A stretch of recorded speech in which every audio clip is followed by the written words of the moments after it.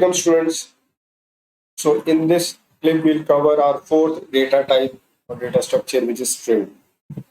String is fairly simple. Anything which is in between the inverted commas is considered as a string.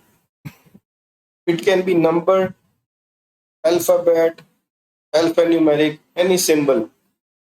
So as an example here you can see txt1 is alphabets, then txt2 is mix of numbers, alphabet and symbols.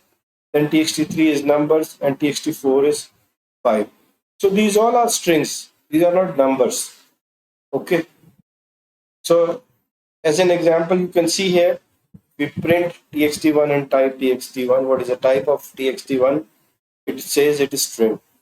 Likewise, even txt3, which is all numbers, it is string because it is in between the inverted commas, right? So make sure whenever you define a string, you put that in inverted commas.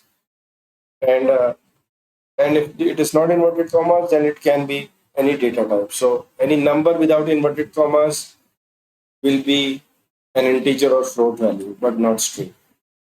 So there are many functions built-in functions in regard to string. As of now, we'll not cover because there are many, and we'll discuss them when we see strings in detail. Okay, in our future clips. Okay, students, thanks for joining and see you in next class. Bye bye.